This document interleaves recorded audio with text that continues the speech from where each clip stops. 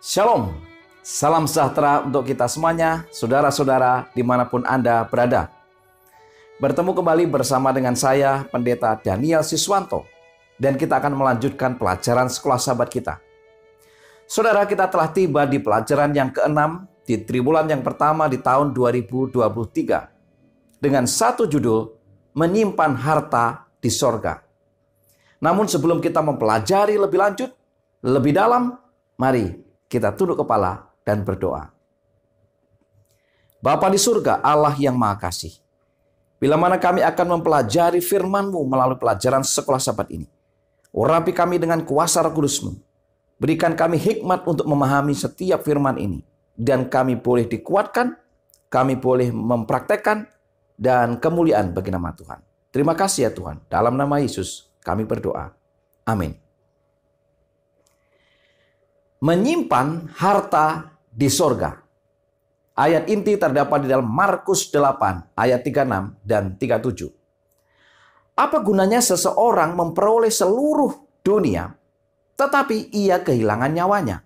Karena apakah yang dapat diberikannya sebagai ganti nyawanya? Saudara, Yesus memberikan kepada kita strategi berinvestasi terbaik di dunia.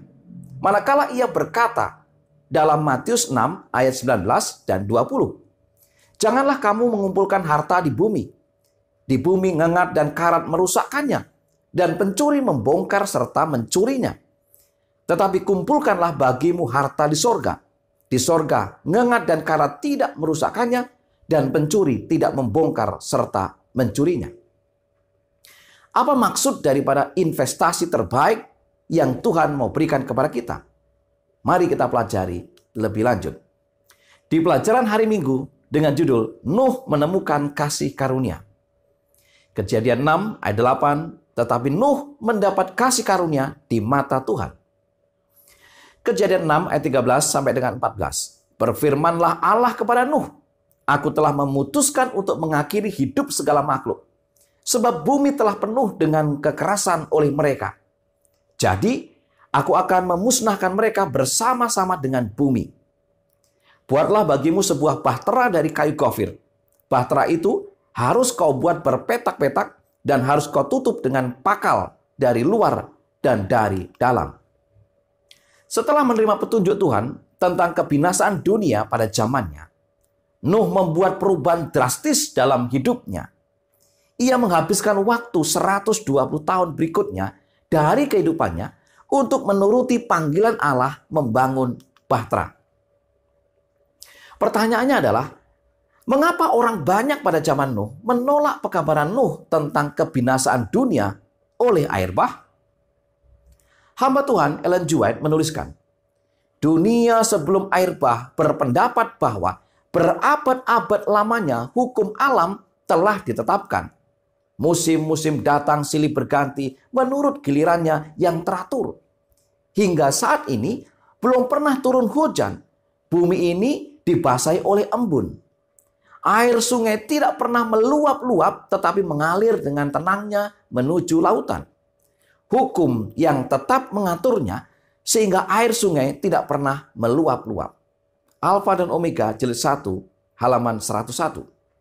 Yang kedua, alasan yang kedua adalah karena pengertian yang salah tentang realitas mendominasi pendapat manusia pada zaman itu, gantinya mempercayai firman Tuhan, mereka berargumentasi bahwa banjir tidak pernah ada.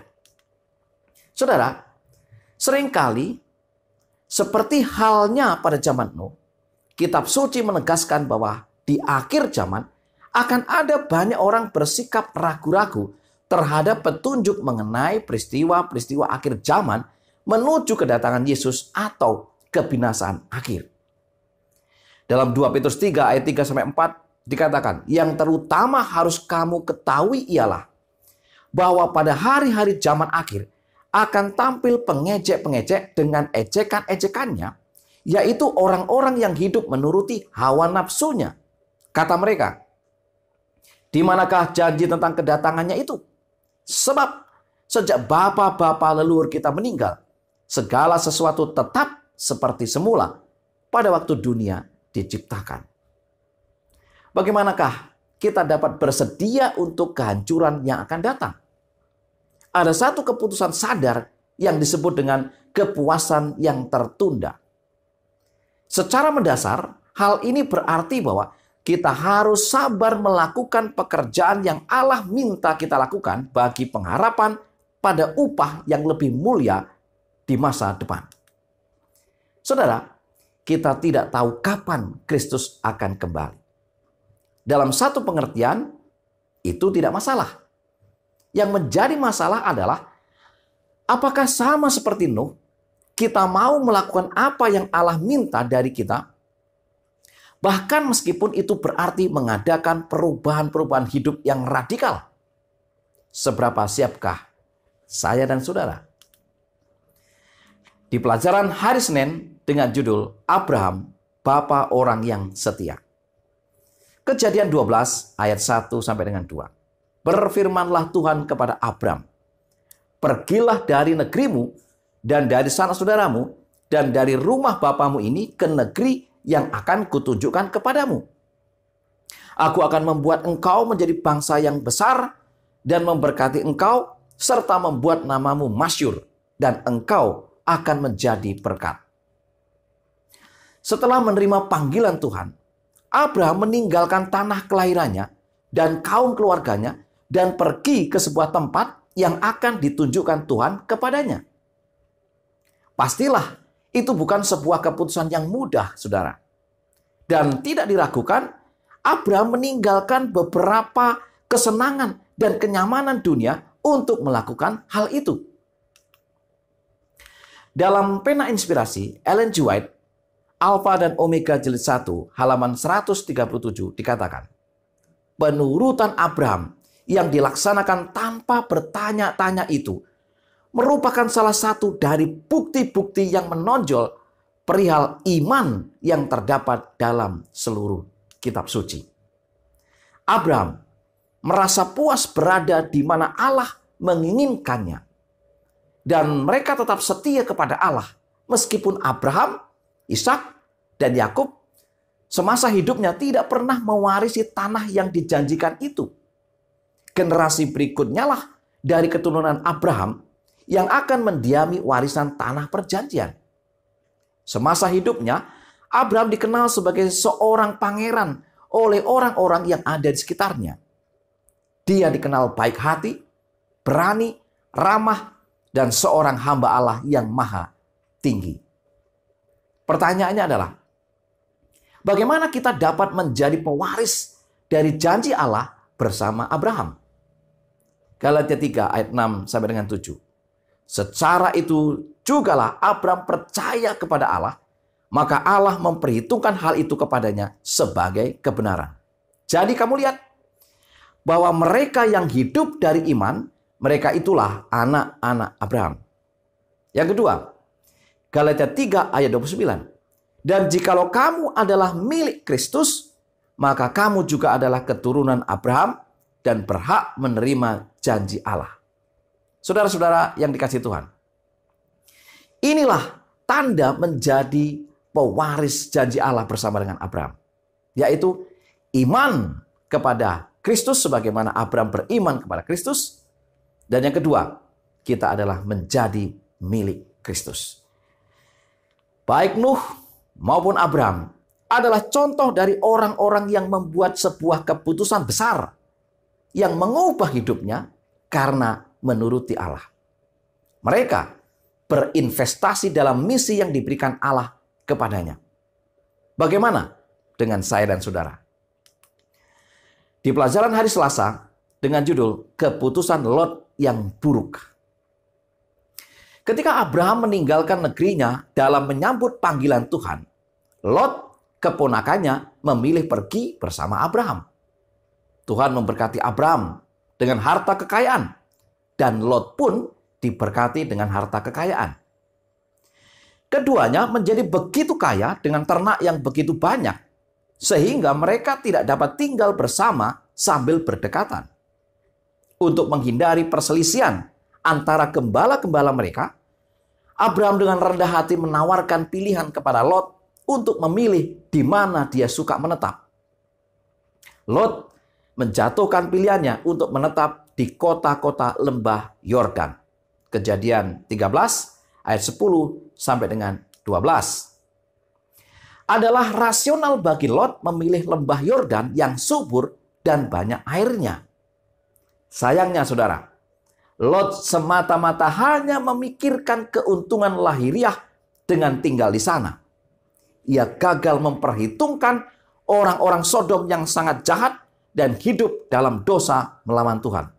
Kejadian 13 ayat 13. Saudara, lingkungan Sodom berpotensi merusak iman Lot dan keluarganya. Oleh karena keprihatinan Abraham terhadap Lot dan keluarganya, maka dia tawar-menawar dengan Allah untuk menyelamatkan kota-kota itu jika orang-orang benar dapat ditemukan di sana. Dia mulai dengan 50 orang dan kemudian turun terus sampai kepada 10 orang. Kejadian 18 ayat 20 sampai dengan 33. Sejalan dengan sifat kasih Allah yang sangat besar, Allah tidak pernah berhenti memberikan belas kasihan sampai Abraham berhenti bertanya. Luar biasa, saudara. Dalam belas kasihan Allah yang besar, Allah mengirim utusan-utusan untuk mengamarkan Lot dan keluarganya. Memberitahu mereka tentang kehancuran yang tertunda di kota-kota itu. Menjelang hukuman turun atas Sodom, 2 malaikat secara pribadi melepaskan Lot, istrinya, dan 2 anak perempuannya. Tetapi istrinya menengok ke belakang dan menjadi tiang garam. Lot masuk ke Sodom sebagai seorang yang kaya dan keluar hampir tidak punya apa-apa. Betapa kita harus sangat berhati-hati dengan berbagai keputusan yang kita buat, terutama hanya memikirkan keuntungan jangka pendek yang berbeda dengan gambaran yang besarnya. Saudara-saudara yang dikasihi Tuhan, Markus 8 ayat 36 dan 37 mengatakan, apa gunanya seorang memperoleh seluruh dunia tetapi ia kehilangan nyawanya? Karena apakah yang dapat diberikannya sebagai ganti nyawanya? Sesungguhnya kita perlu belajar dari pengalaman Lot dan pilihan-pilihan yang ia telah buat agar kita tidak menyesalinya di kemudian hari. Lot memilih berinvestasi di tempat yang salah. Di pelajaran hari Rabu dengan judul Dari Seorang Penipu Menjadi Pangeran. Saudara, Yakub membuat keputusan yang salah ketika ia berkonspirasi dengan ibunya dalam upaya menipu ayahnya untuk memperoleh berkat. Akibatnya, ia harus melarikan diri dari rumah untuk menghindari Esau yang marah. Dan sejak saat itu juga, dia tidak pernah lagi bertemu atau melihat wajah ibunya. Dalam Alfa dan Omega jilid 1, halaman 228, Ellen G. White mengatakan, namun pertobatan Yakub telah mengubah arah hidupnya. Kasih karunia Allah tidak meninggalkannya. Kejadian 32 ayat 22 sampai dengan 31. Melalui kerendahan hati, pertobatan dan penyerahan diri, manusia yang berdosa ini telah menang terhadap pemerintah surga. Ia meneguhkan pegangannya terhadap janji-janji Allah. Dan hati dari kasih yang tidak terbatas itu tidak dapat menolak permohonan orang yang berdosa itu. Kesalahan yang telah menuntun kepada dosa Yakub dalam memperoleh hak kesulungan dengan tipu daya sekarang jelas dinyatakan di hadapannya. Ia tidak berharap kepada janji-janji Allah, tetapi telah mencoba dengan usaha sendiri untuk mewujudkan sesuatu yang akan dilaksanakan Allah di dalam waktu dan caranya sendiri. Yakub telah menerima berkat yang telah menjadi kerinduan jiwanya. Dosanya sebagai seorang penipu telah diampuni. Saudara, menjelang akhir hidupnya, Yakub menyampaikan pesan agar jika ia mati, ia minta dikuburkan di tanah Kanaan dalam gua yang sama di mana Abraham dan Ishak dikuburkan. Kejadian 49 ayat 29 sampai dengan 33. Permintaan Yakub adalah ekspresi iman akan janji Allah atas kepemilikan tanah perjanjian. Saudara-saudara yang dikasihi Tuhan, Yakub seorang penipu yang bertobat dan diampuni. Meskipun dengan kesalahan-kesalahan, dia meninggalkan rumah tanpa memiliki apa-apa. Tetapi ia kembali ke Kanaan sebagai seorang yang kaya. Itulah adalah anugerah Tuhan. Kejadian 32 ayat 10. Sekali-kali aku tidak layak untuk menerima segala kasih dan kesetiaan yang engkau tunjukkan kepada hambamu ini. Sebab aku membawa hanya tongkatku ini waktu aku menyeberangi sungai Yordan ini. Tetapi sekarang telah menjadi 2 pasukan. Saudara, meskipun kita memiliki kesalahan, Allah tetap dapat memberkati kita. Akan tetapi, jauh lebih baik memulai dengan menghindari kesalahan. Di pelajaran hari Kamis dengan judul Musa di Mesir. Ibrani 11 ayat 24 sampai dengan 25. Karena iman, maka Musa setelah dewasa menolak disebut anak putri Fir'aun karena ia lebih suka menderita sengsara dengan umat Allah daripada untuk sementara menikmati kesenangan dari dosa. Yokebed hanya memiliki waktu 12 tahun untuk mengajar Musa untuk berdoa, untuk percaya, dan menghormati Allah, dan membentuk tabiatnya untuk hidup melayani. Tahun-tahun berikutnya, Musa tinggal di istana Mesir dan dilatih di sana. Dalam Kisah 7 ayat 22 menerangkan bahwa Musa dididik dalam segala hikmat orang Mesir dan ia berkuasa dalam perkataan dan perbuatannya. Ketika Musa menjadi seorang pria dewasa, dia membuat keputusan sadar yang mengubah kehidupannya dan cerita sejarah. Mesir adalah salah satu dari kekuatan terbesar pada zaman dunia kuno. Sungai Nil membuat tanah begitu subur, penuh dengan tanaman. Mesir adalah bangsa yang kaya dan berkuasa. Dan Musa sendiri berada pada puncak kerajaan ini. Adalah sukar membayangkan betapa menggodanya penarikan dunia di Mesir dan semua hartanya.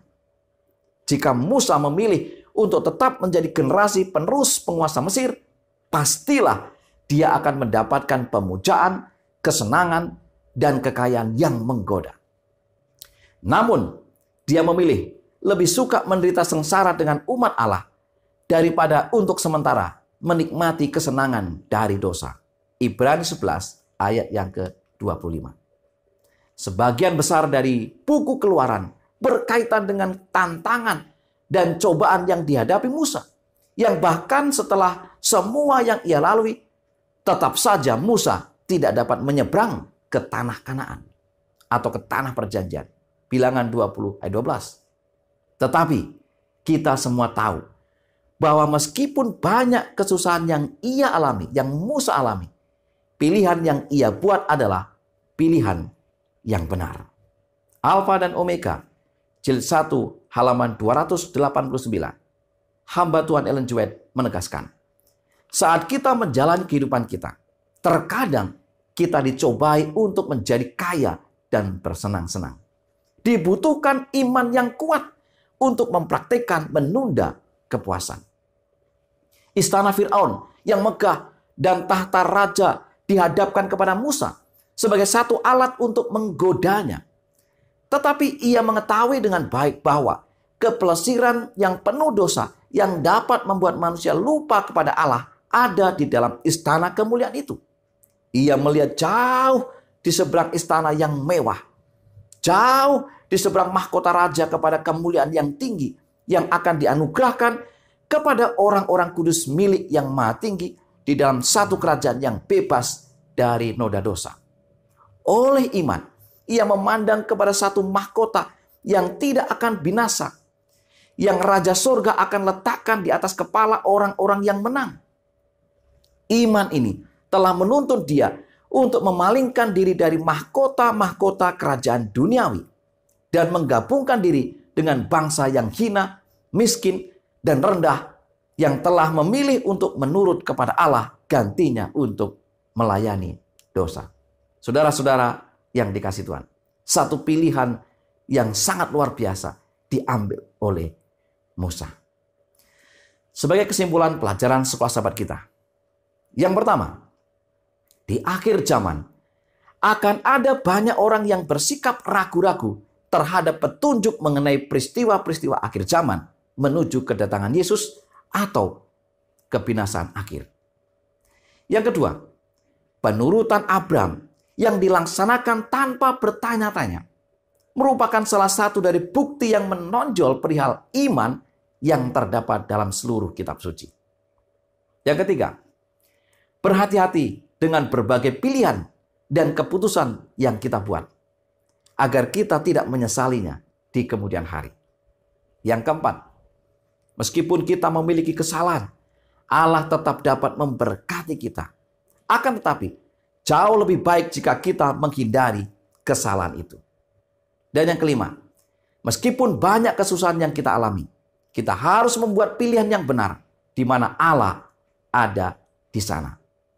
Saudara-saudara yang dikasihi Tuhan, itulah pelajaran sekolah Sabat yang bisa saya sampaikan pada pekan ini. Mari kita tunduk kepala dan berdoa. Bapa di surga, Allah yang berkemuran, kami mengucap syukur untuk segala berkat-Mu. Biarlah firman Tuhan yang kami pelajari melalui pelajaran sekolah Sabat ini, melalui pengalaman-pengalaman Nuh, Abraham, Yakub, Musa, bahkan pengalaman Lut menjadi bagian kami, sehingga kami mengambil makna yang terbaik.